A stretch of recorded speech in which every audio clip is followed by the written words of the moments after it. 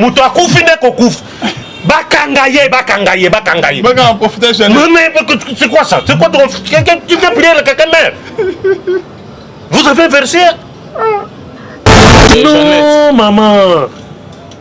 Ce n'est pas ça la prophétie. Elle voulait faire le miracle. Moutouana Bika. Et puis, ce qui est plus grave,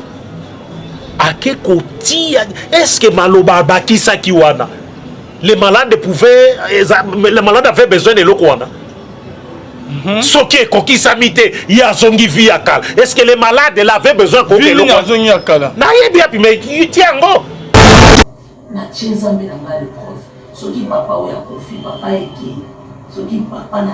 c'est quoi papa on pas Kofi?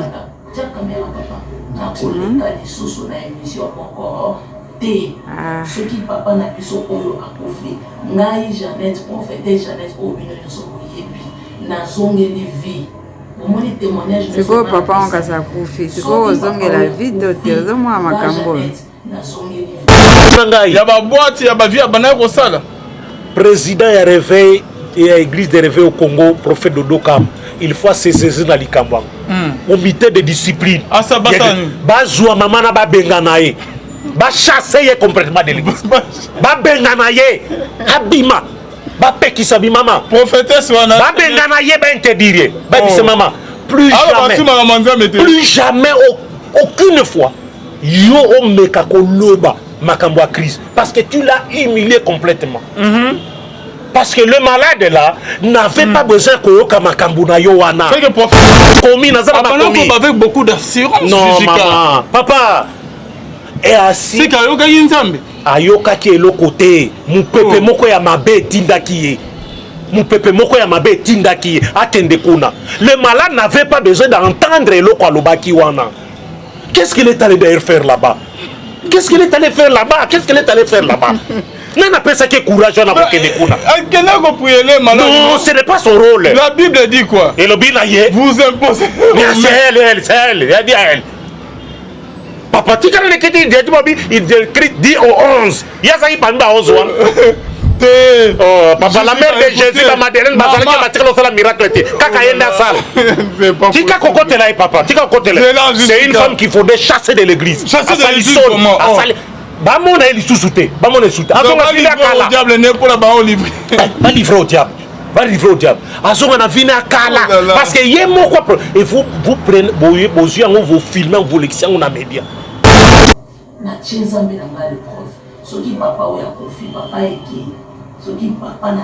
C'est quoi papa on pas Kofi?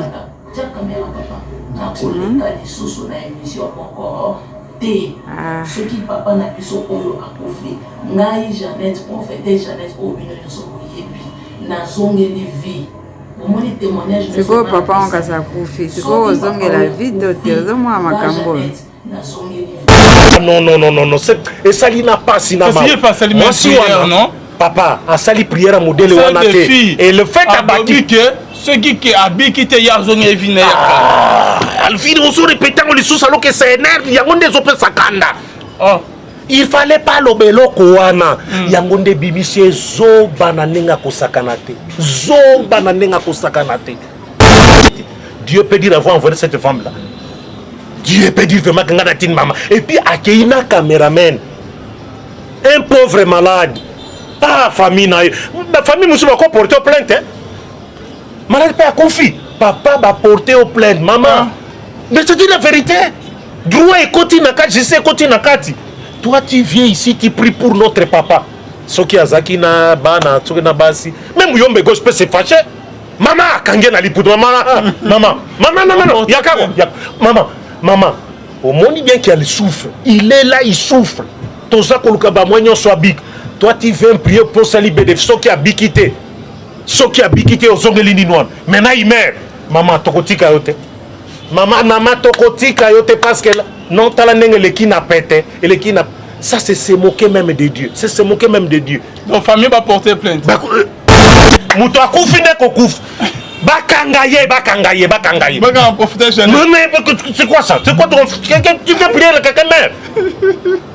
Vous avez versé? Shalom. Merci na bino nyonso bozali connecté bola na biso. Merci na bande babenga biso bakomela biso. Merci na bao basoutenir vraiment musaloyo. Là je vois les pasteurs fait amis si à la bouche autorisée de l'Éternel depuis Zurich et na filo moko a motema bivin depuis Londres. Na maman Gisèle Luke le motema papa Emmanuel na Boston. Na bino nyonso maman Mami Munga, papa Blaise Munga, Nzama Lola, Amona Pino. Bonzambe na bonzambe Lola ezo futa simana to ya ko bagenzamba boye to koye lisusu wapi bien aimé to ya minan to zana Jijika Kabea avant que to so na Jijika to zawana to pesa na mbote shalom papa. Shalom Alvin Bea. Boni. Ça va, ça va. Luloba na ba bazolanda. Nenge toyokanaki mbalasima nazongi pona ko répondre na mituna na bino par rapport à eloko butalaki et je suis là. Okay. Je suis très content. Nabato ba posaka ba question. C'est bien poser des questions. Soko lingi koeba tunaka kolobaka te yo tuna mutu amayele bayeba ke na mituna tunaka mais na yo ki olobibo mais pona nini. Ah, ça c'est très bien. Likambo moko elekela kanga batuna kangai makambo ko nebite so eza so prophète moko nini mutu moko bandi kuti. Quelqu'un me dit mais tala kuna. Est-ce que tu peux aller faire débat na mutu tsongolo? Ah, nabi mutu nini wan? On est un prophète azoloba nabi mutu talanga na malam, talanga malam. Est-ce que ngai na okosala débat na elongi ya modèle wana? Dis soyons sérieux, soyons honnêtes. Ngai nabi makakabo na ke no sala débat na elongi ya modèle wana. Je ne peux pas. Je ne peux pas. Na kolingate. Na kolingate. Na ke ne kosala débat. Ti. Na ebisaki mutona na kokoka kosala yango te na ye batala ka pe niveau nini oya mutongo okoki kokutana ne bosala débat ozomo du choc de la lumière jaillit la vérité ozomo ta mina na minde pesani moi vérité moko ebimaka ne bla du choc des idées on a idée to betang pas et pesi mwinda ngana bi mwinda na mwinda e betani. Merci beaucoup Kabea to la nan vidéo hein. Oui, tout le monde peut très bien. Tout le monde très bien parce que c'est ce qu'on m'a dit justement. Point au bâtiment qui point. Au sika que sika au bâtiment qui point. Au bandio comme vie à sika. Amen. Comme vie. Comme vie. Oh merci parce que le Seigneur au côté ici vie dans la vie à papa. Merci pour la restauration. Merci. Na banene sous la lobby. Papa et qui bon papa image. Je crois. Ce qui nous a mis au ya bengangai.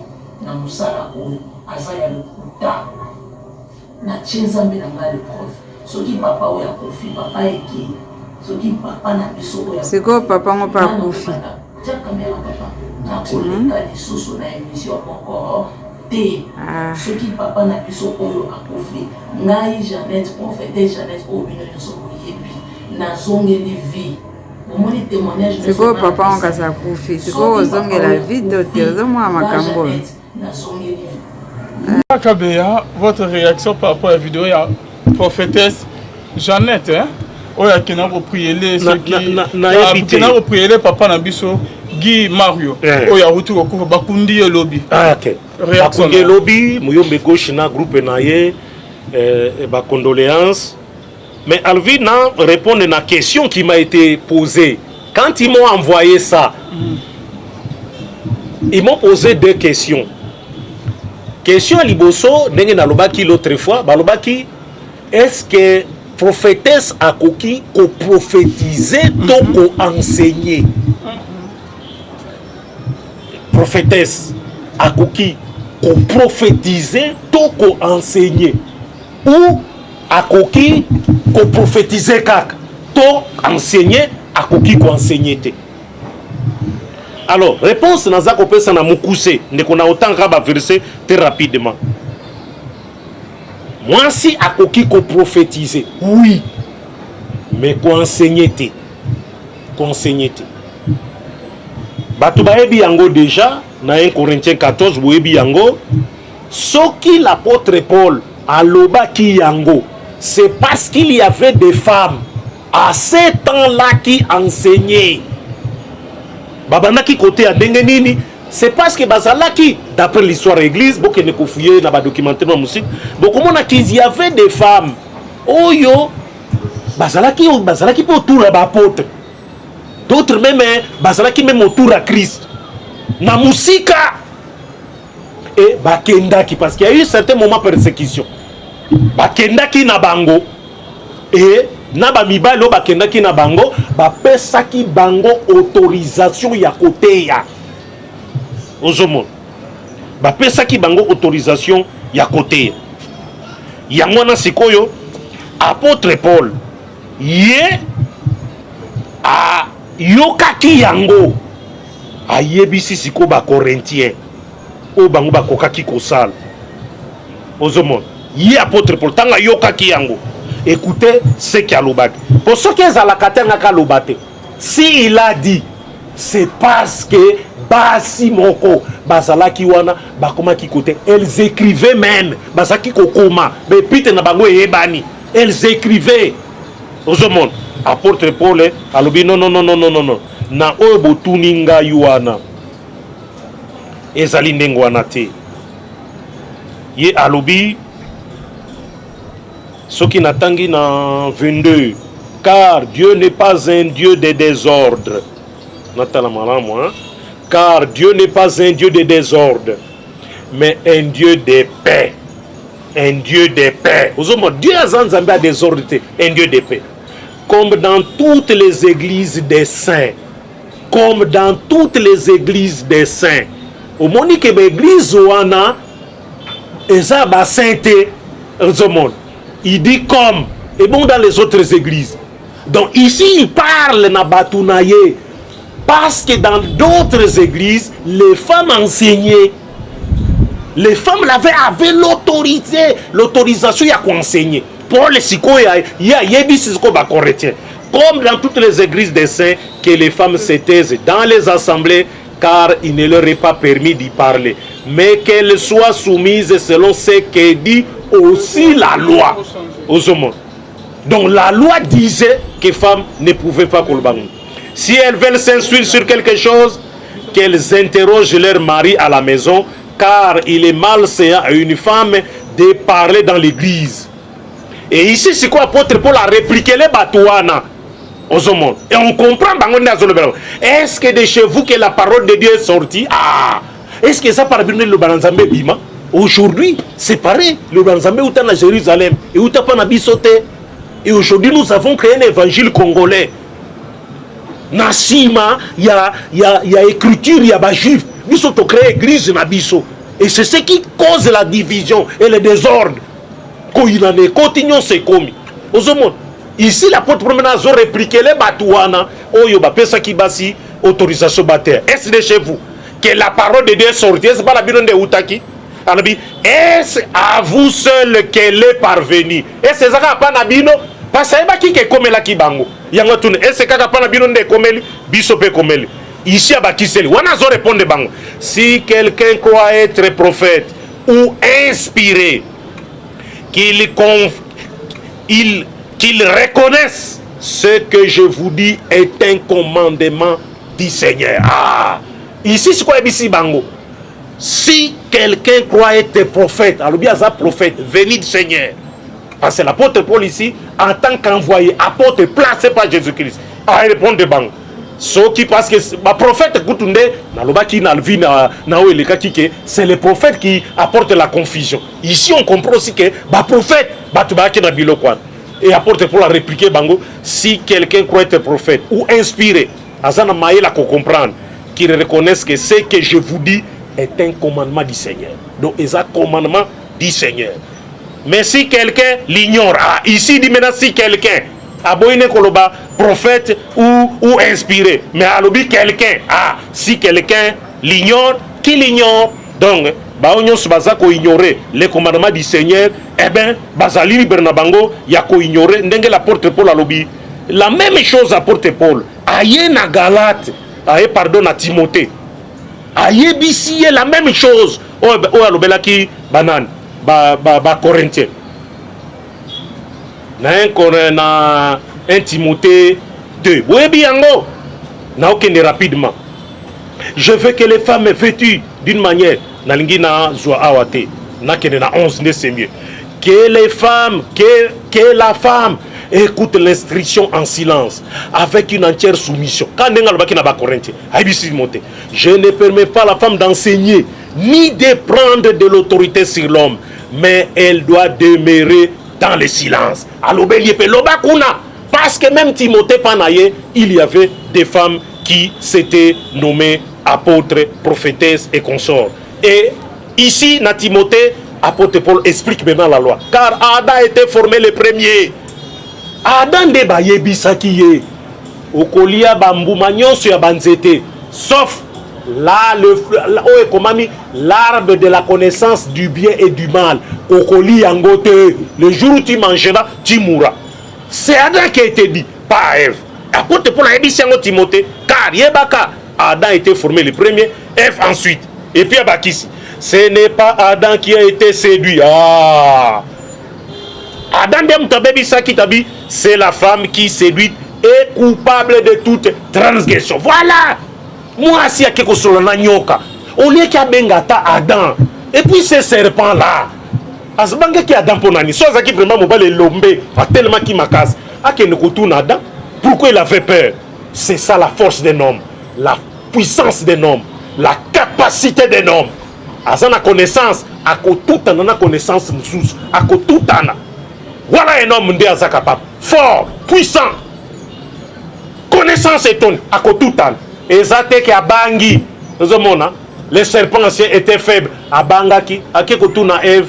Ève répétait arbre de la connaissance du bien du mariage, l'arbre qui est au milieu du jardin. Et c'est l'arbre qui est au milieu du jardin, des alaki yamabe, yangon des aki arbre de vie, zambalabi, okoi, okosimba lisusu, et l'autre côté, vanda kimia, kanga monokonayo. Nenge moko apporte Pierre, bango batu bazalaki na crise, aye koye bisabasi, bazalape kenge, abisi bango femme.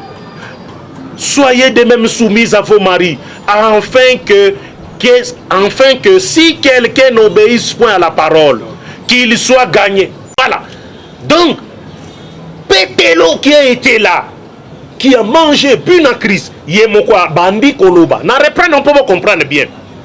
Femmes, soyez de même soumis à vos maris, afin que si quelques-uns n'obéissent point à la parole, qu'ils soient gagnés sans parole par la conduite de leurs femmes, en voyant votre manière de vivre chaste et réservée.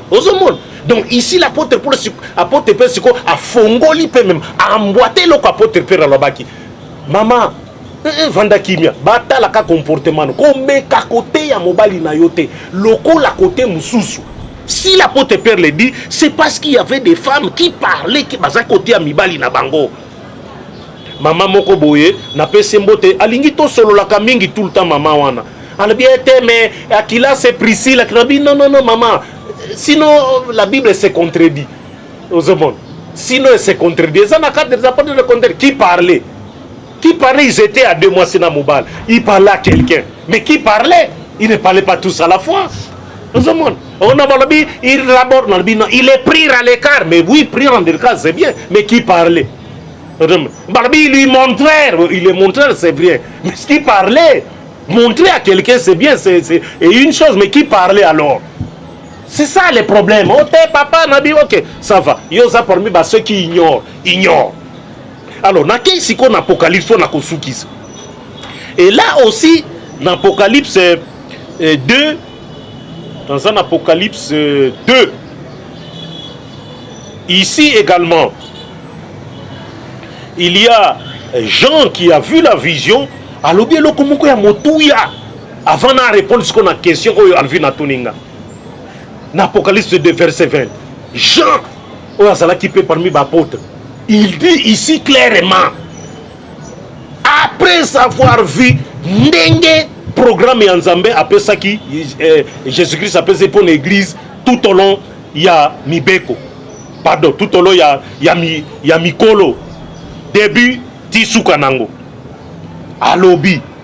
Mais ce que je contre toi, Nzambé, Christ lui-même parle ici à travers un ange.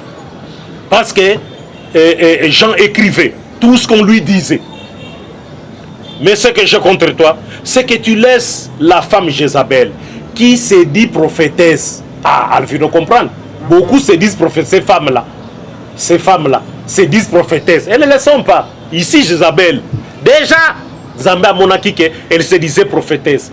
Alabi, qui se dit prophétesse, enseigner et séduire mes serviteurs pour qu'ils se livrent à l'impudicité et qu'ils mangent des viandes sacrifiées aux idoles. Aux hommes, Jézabel, qui se dit prophétesse, enseigne. Tu le laisses enseigner aux hommes.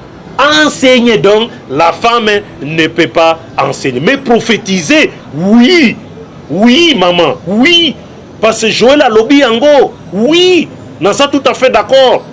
Nabandi au CPLO nous te poser une question. Oui.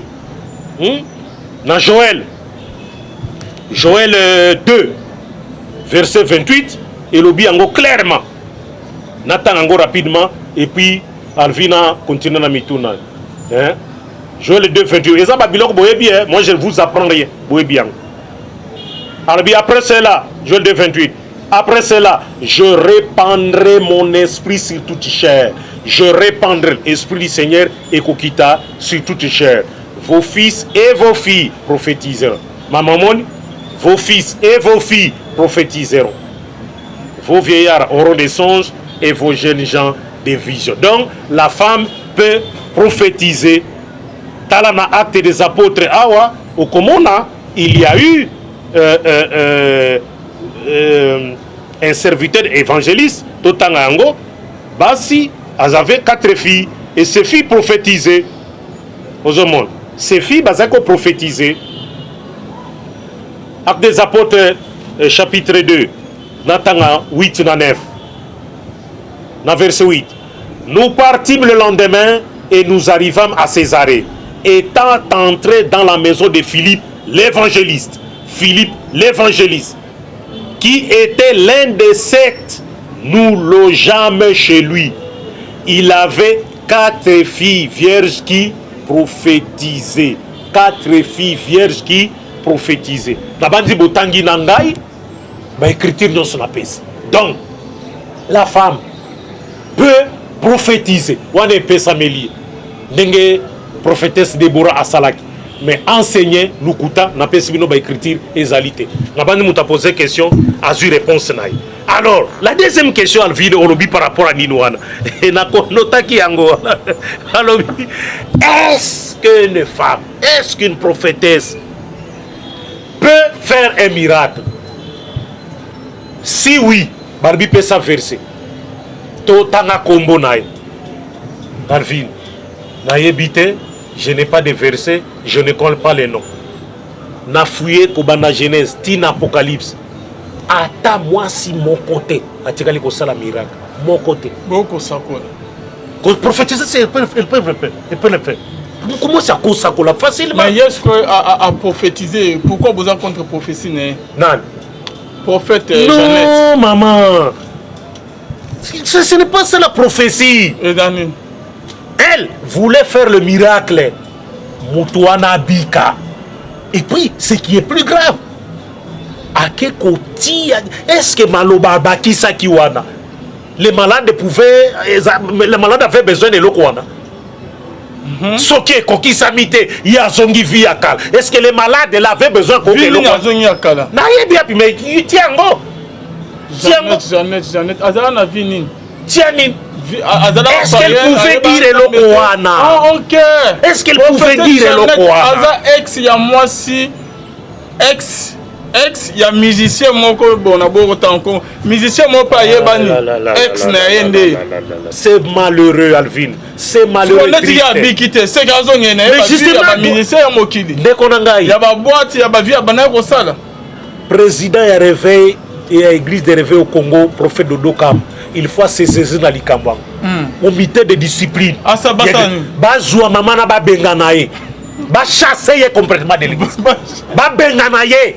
Abima. Ba pekisa bi maman. Prophétesse wana. Ba benganaye ba interdire. Ba dise maman. Plus jamais. Plus jamais aucune fois. Yo omeka ko loba. makambo à crise parce que tu l'as humilié complètement. Parce que le malade là n'avait pas besoin koyoka makambo na yo wana. C'est que prophète ça bon le bala si ça non. Le malade n'avait pas besoin koyoka eloko wana. Le malade voulait être guéri, c'est tout. Vous prononcez le nom du Seigneur et le malade est guéri. Ndenge ezalaki kosale. Guérissez les malades. Bozwangouya. Alabi bokoken. Boko guérir ba malade. À mon nom. Boyebi passage wana. Christ dit à ses disciples. Na ba potere. Bolimbisanga. Bakozala na pouvoir. Il y a qu'au guérir ba malade. Christ l'a fait, les apôtres l'ont fait. Mais Maman Wana a voulu défier lui-même le Seigneur et sa parole. Défier lui-même, ce n'est pas son rôle. Na katia makomi Nzambe, vous verrez aucune femme à sali miracle, aucune femme. Ni qu'on prie pour un malade. Fouillez partout. Azate. Azate. Aucune femme a qu'à prier pour un malade. Azate. A qu'à prier pour un malade. Des jeunesses à la place mutuana po ayebaki alobi tangelanga kombo naye soki ezali tangelanga kombo naye ayaki na ngana zana makomi avec beaucoup d'assurance. Non maman papa et assis c'est kayoka yinzambe ayoka ki eloko te mupepe moko ya mabe tindaki ye mupepe moko ya mabe tindaki ye atende kuna. Le malade n'avait pas besoin d'entendre eloko alobaki wana. Qu'est-ce qu'il est allé d'ailleurs faire là-bas? Qu'est-ce qu'il est allé faire là-bas? Qu'est-ce qu'il est allé faire là-bas? Non, pas ça qui est courageux. Non, ce n'est pas son rôle. La Bible dit quoi? Et le Bible vous imposez. C'est elle. Elle dit à elle. Papa, tu as il dit au 11. Il y a ça qui parle à 11. Oh, papa, la mère de Jésus, la Madeleine, la miracle. C'est une femme qu'il faudrait chasser de l'église. Chasser de l'église comment? Bamona il sous-souté. Bamona il sous-souté. Va livrer au diable. Va livrer au diable. Azonga vina kala. Parce que yé mo quoi. Et vous prenez vos yeux, vous filmez, vous l'excès, on a média. Mais les passer de Bélé, il faut pas se sentir choqué, humilié. À publier quand on a média. Mais c'est ça la grande question. C'est ça la grande question. Ça c'est humilier le Seigneur. Et ça qu'on humilier le Seigneur, au Pessin Zambé défi. Soké koki samité. Alors ngai. Nekonanga. Yoka Eli. Eli devant les prophètes de Baal. Na Mont Carmel. À l'Obakini. Il a dit. Nzambe bango bamona ke yo nde otindinga ozomona nga lobaki kitisa moto po ezikisa pote bango bamona banane ba prophète de Baal bamona bandima ke yo nde otindinga voilà liloba un serviteur de Dieu akoba salango pour que voient de les proposer et qu'ils acceptent que nga nazapenda ton serviteur. Jésus-Christ, même dans le livre tombe à Lazare, a répété la même chose. Nenge kaka Eli alobaki. Alobi kolo. Na yebi kyoso yokelinga déjà. Mais pour que bango ba mona. C'est ça le miracle. Pour que le serviteur de Dieu soit confirmé véritablement que Zan Zambenda tindiye. C'est quoi yé? Ayebisi bango, ayebisi barbi. Kolo. Bango. Na ebi ke so exosanga mais po bango bandima ke yondo tindinga bamona pourquoi akangi mbala moko bi Lazare sort. Lazare abimaki 4 jours muto akufi Lazare bima Lazare abim. Mais ce que l'on voit aujourd'hui, ah non et ça n'a pas sinama moi si non papa, a sali prière modèle et le fait d'abaki que ceux qui habitent qui te yazong et vine alfini on se répétant les sous alors que c'est énerve yangonde zope sakanda. Il fallait pas lobelo koana yangonde bibisie zo bananenga kosakanate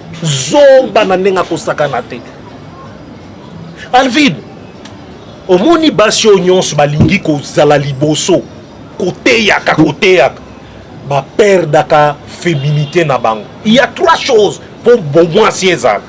Il y a la féminité, il y a la maternité et la virginité. Il y a des autres caractérisés.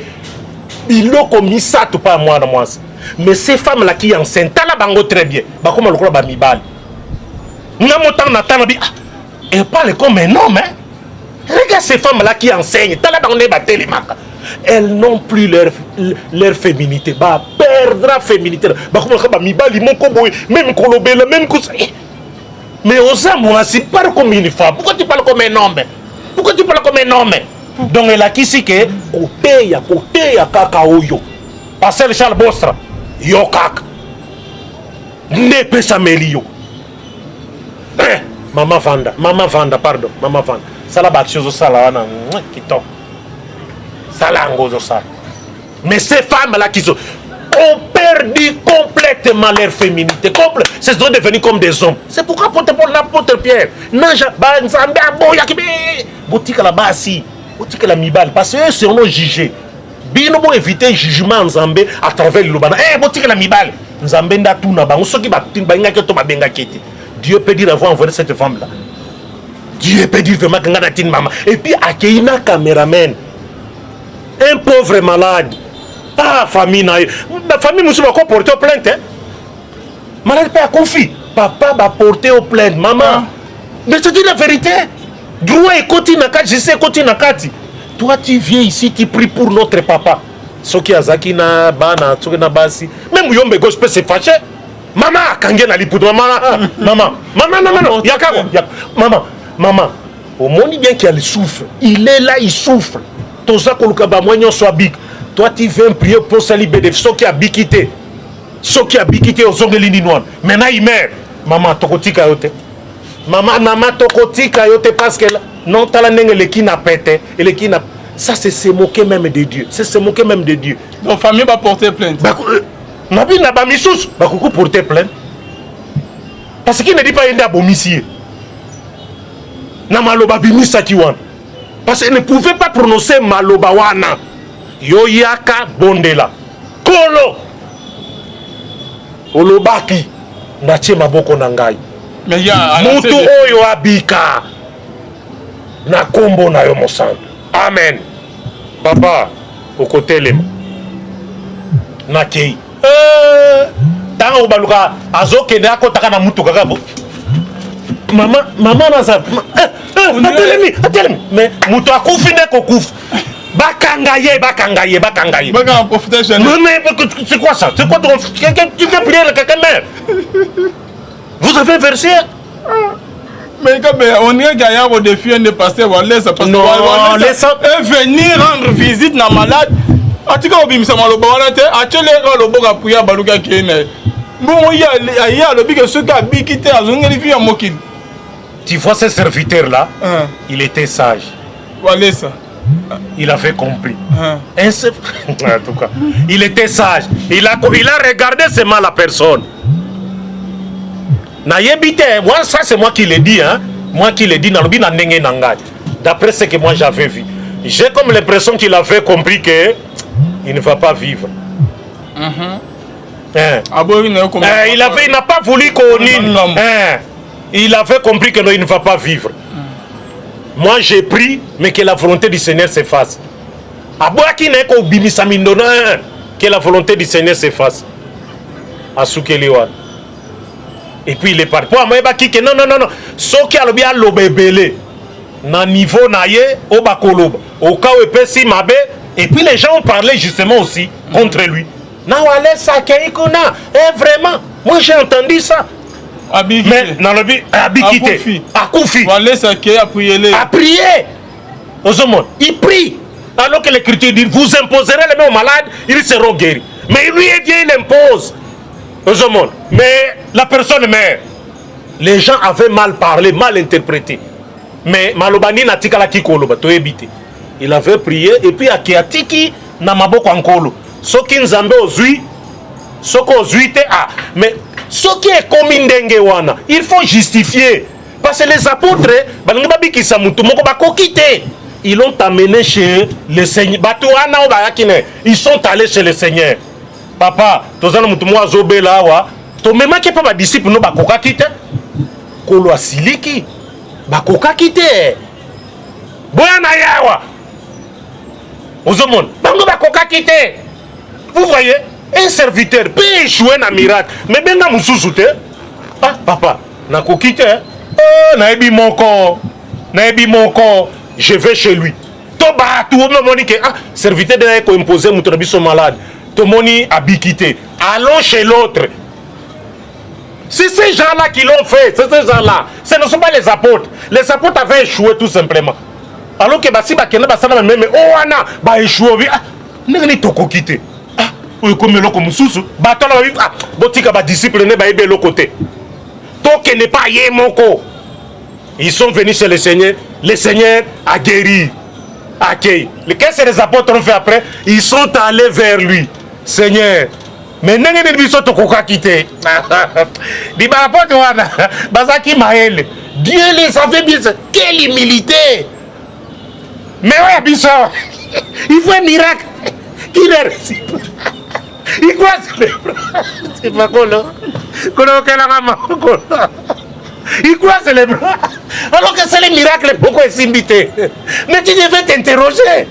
Allez poser la question. Ah, papa, mais nous sommes allés prier pour quelqu'un là. Nous nous imposons la main, mais il est resté mourir après. Qu'est-ce qui s'est passé? Qu'est-ce qui s'est passé? Nous avons un problème où nous amène à l'ingaki. Non, il croise les bras. Na maman wana, maman na c'est très grave. Donc elle rentre. Et puis cette bakunda qui elle était venue dans vos séquents. Peut-être à Zonye Vina et à Kanding à l'Oba. Elle doit rentrer, parce que c'est à l'Obi Yango devant le Seigneur.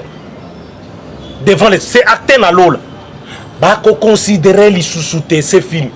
Maman, on a dit Calibela à Mekate. Ati Calibela. Sinon, oh, il y a plus grave, Ezali Kokomelaï. Oh, il y a plus grave, Ezali Kokomelaï. Ati Calibela.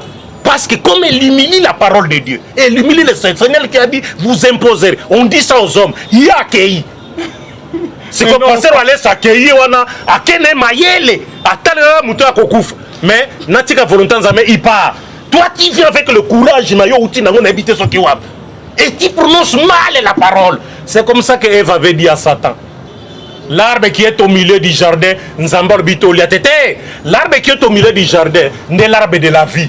À côté, il y a l'arbre de la vie, il y avait l'arbre de la connaissance du bien et du mal. Lisez la Genèse des Komami. Mais Ève a bungi. Ah, Satan a bien azouillé. Voilà l'erreur maman Nassal. Soké kokisan kusala kangote. Prononce seulement le nom du Seigneur. C'est tout. Kende. Mutuana koti kotel masimanayo. Parce que maman prophétesse Jeannette Nzamende a humilié to azana Nzambete. Non. Azana Nzambete papa. Azana Nzambete. Zanda humilié son serviteur pour nani. Pour s'aliéner.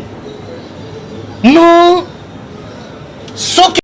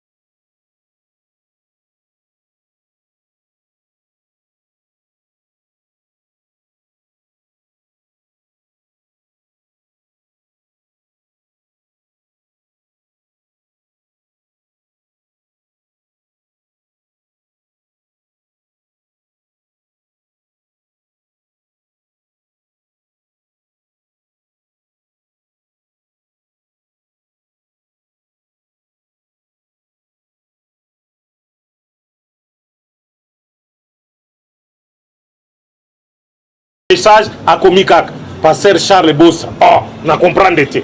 Kuna na Canada, grande sœur nanga Bibi Tumbaza na Montréal. Yepe atindelinga. Message monaka pasteur Charles Bossa. Oh, na comprendre te. Ezala na Angola, Domilas Prosper. Yepe na mwasine batindelinga. Ah, na nabi mais non, pasteur Charles Zambaza la layo. Voilà, na sukeliawa, na sepeli makas. C'est la fin de notre émission. Bonzambe, na Bonzambe, Lola.